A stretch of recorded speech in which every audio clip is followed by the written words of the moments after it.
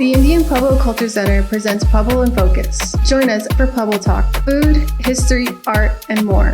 Hosted by Jeremy Filippi from Acoma and Jemez Pueblos. Experience Pueblo, experience history. We are New Mexico. Check us out on YouTube, Spotify, and Meta. Welcome to another edition of the Pueblo in Focus podcast. My name is Jeremy Filippi. I'm from the Pueblos of Acoma and Jemez. My guest today is Monique Silva. Monique, go ahead and introduce yourself. Hello, my name is Monique Silva. I am the Director of Guest Experience here at the Indian Pueblo Cultural Center. And you're from Santo Pueblo? Oh, yes, and I'm from Santo Pueblo.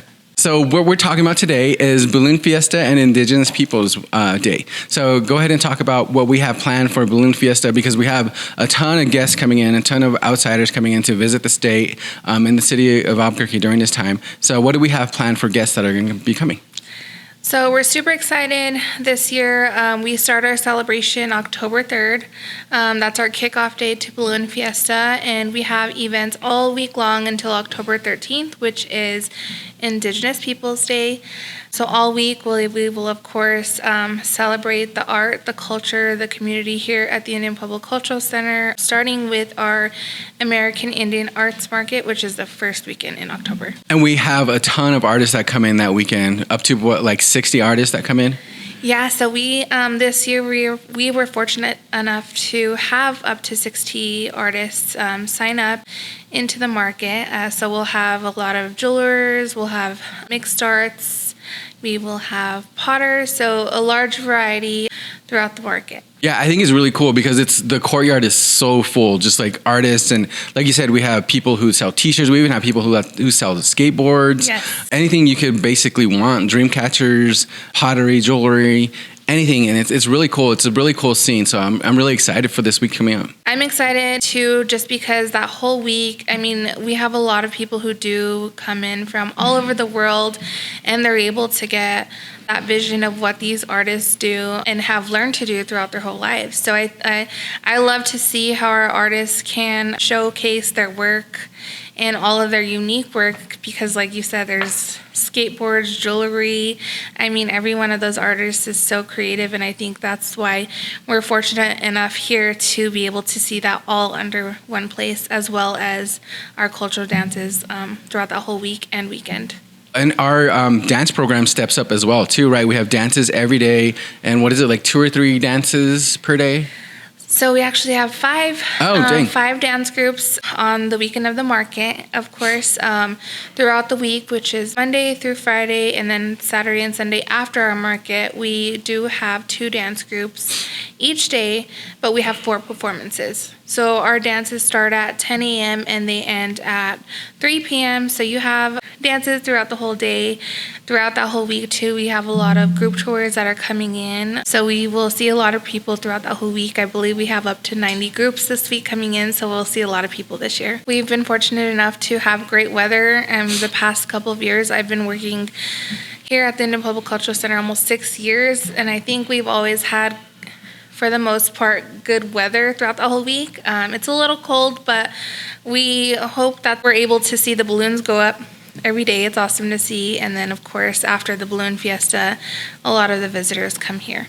Yeah, that's the thing, is like we have the balloons in the early morning and at night. That we have the balloon glows, but this gives people an opportunity to do something during the day after they've witnessed the balloons going up and they've had their breakfast burrito and their coffee. They can come and join us. So that's a really cool experience that we offer people who are coming in for Balloon Fiesta. Yeah, and they also, I mean, you can always come here after the Balloon Fiesta and get some lunch at IPK, go shopping at the store, and then, of course, go to the museum to get a look at the museum, our new exhibits that we have in the museum, and then, of course, see all of the amazing artists and dances that we have. We have a lot of great groups that are coming in this year. Pueblo groups, we have the White Mountain Apache group coming in this year on the first weekend.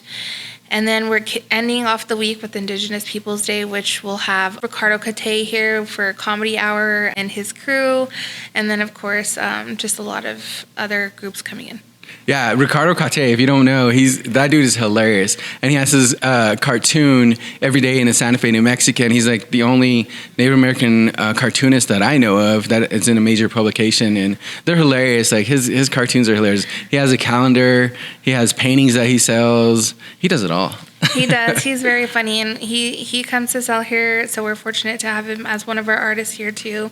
And we get to see all of his paintings, his drawings, and of course all of his funny jokes that he has. Yeah, and you kind of mentioned it, Indigenous Peoples Day. It's not Columbus Day. It's Indigenous Peoples Day. Exactly. That's one of the cool things about our state is that we celebrate Indigenous Peoples Day, as do some other states as well.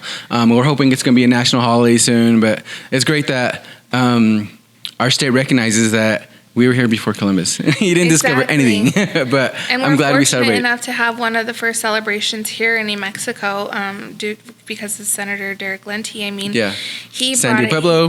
Santo Domingo Pueblo. He brought it here to New Mexico, to the Cultural Center. He's typically one of our speakers. He will be speaking again this year. I think it's important for everyone to understand why we celebrate that day and how important it is to us. Yeah, so that's a great culmination of that week of events that we have for Balloon Fiesta. Is that Indigenous Peoples Day is always that following Monday, so it's a good culmination of that week. Yeah, it's a good celebration overall. People can pre-purchase tickets online, or they can purchase tickets at the door. We're open at 9 to 5 p.m. Any questions that you may have are on the website, and you can give us a call at the guest experience desk too. I hope everyone who is here for that time, or even locals, we'd love to see you come eat, come see some dances, and come see all of the awesome work that we have here. And we also have specials for as well, right? If people go to the Balloon Fiesta, they can bring their ticket and they get a sticker and I think a balloon pin as well, right? Correct. They get a cool balloon pin. We have our Indian Public Cultural Center balloon that we have now, which is so awesome to see. So they will get a pin and a balloon card. Yeah, it's so cool. We see it almost every day. We see Ian and this guy, and so it's cool to see him. Cool to see it. To see it. Yeah, it is really cool to see. I always get pictures or try to take pictures when I see it too. Yeah. All right. Thank you, Monique, for joining us. We appreciate your time and explaining all that's going to be going on for Balloon Fiesta Week. Thank you. I hope everyone can join, and I appreciate you having me. All right. So part of Balloon Fiesta Week and Indigenous Peoples Day is that we have a lot of vendors. And so one of the vendors we love having with us is Miss Mary Rosetta from Santo Domingo Pueblo. Thank you for joining us today. Go ahead and introduce yourself. Yes, good morning. I want to say Mary V. Rosetta because there's three of us at home with the same first and last name. Oh, really? Yes. And I'm with the Fox clan, Sutra Nahana Sutta, and Sutta, which is my Indian name, given name. Yes, and I'm here to show and talk about my work and my people's traditional work. My son and I do a lot of our work. How long have you been doing jewelry? Most of my life. Oh, really? Yes. We're farming and doing jewelry was my life up at my grandmother's house. My grandparents raised me. Oh, is that who you learned from? Pueblo. Is that who you learned from? Yes. Mm-hmm. So what type of work do you kind of specialize in, or are you all different varieties? Yes, I like to do traditional and contemporary pieces. Like, for example, this day and night Heishe necklace. Mm-hmm. Heishe in our language means seashell. Oh. So this is 3 shades of seashell here. Or Heishe, at the bottom, it's daytime. As it gets darker, the turquoise are the stars. So it's a day and night with stars, and they're all genuine stones and seashells that we use. And everything is clearly labeled, and we use all sterling silver. And throughout my work, you're going to see a tiny red bead, which is our signature bead for Rosetta. That's our last name. And we guarantee all our work. And here on this side, I have this certain pieces in here where people educate people to pay attention to, because there's less and less of our natural resources. So these are dyed or they're synthetics. And so we try to help people out not to get fooled by some of the pieces that are. Is there a way to just like visually see that they might not be authentic? Well, coral here. Mm-hmm.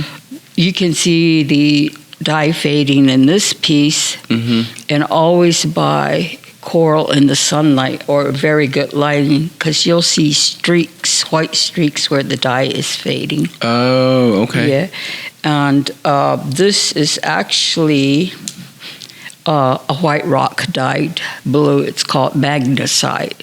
Sometimes you can see where the dye didn't penetrate, or they used to say, well, if it feels cold and feels like a rock, it must be real. Not anymore. So make sure you're aware of that. Plastic, no matter what color it is, always try to look in the hole. They all have white dust. Oh, on the inside? Yeah, because we do use a rock called whites in our language, or black jet. It has brown dust. Okay? And so that's, pay attention to that and ask questions. Yeah, you mentioned that too. Ask questions where they get their stuff. Ask questions and don't assume everything's. Then this here is what women wear at the Pueblos, our traditional Jacla Earrings. In the Dene word, it means earring.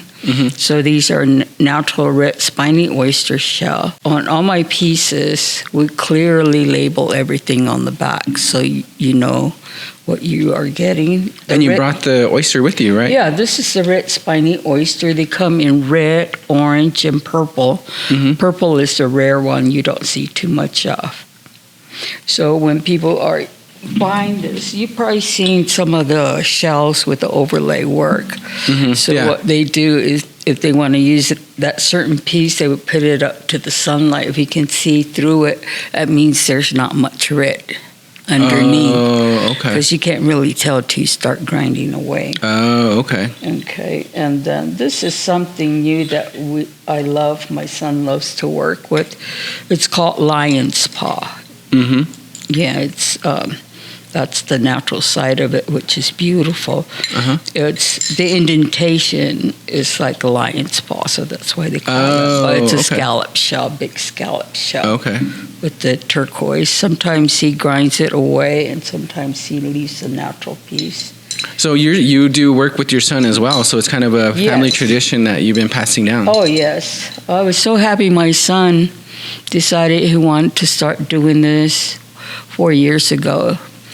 Because my father was a silversmith, my brother was a silversmith, which both been gone for years. And when he told me, Mom, you want to quit his 9-to-5 job and do this, I said, yeah, your uncle and your, Nanai's uncle and your grandpa were silversmiths, and we'll get their blessing from him, and he enjoys this.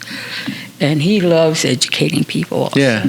Oh, yeah. And then over here is a piece of turquoise. We go to Kingman, Arizona, where the people own the mine. And we go through their buckets in the store, and we pick out the rocks we want to use. And my son cuts the traditional slab turquoise. It's from this rock here. Oh, wow. They come in blues and greens. And the natural orange spiny oyster, which is this little tiny one here. Okay. Yeah, okay. Wow. And so it's all hand cut, and we don't take everything away from the rock. We leave the natural parts of it too. So you get the natural part of the live edge. Is that what they call them now? Wow, those are beautiful pieces. Yeah, so we don't like to take everything away from that certain pieces. Also, and of course, coral. In our culture, the Pueblos and the Hispanic communities in some tribes in India, we wear coral for protection. So these are all natural branch corals. And so the deep ones, the deep red ones, they call it oxblood coral. It's deeper in the water. And the older pieces of coral is more orangey, like the colors your grandmother or great-grandmothers would have. So that's the older coral. And so what else do we talk about? I think that's it. Okay. Unless you have anything else you want to talk about. No, I appreciate you for doing this, for the artists and for our culture center, our other home. And the staff here is phenomenal. They take care of us, and they take care of the people, and we welcome people from all over the world and bring them into our hearts. And we want them to have a good experience with the gift shop, with the museum. There's so much to see and do in our state.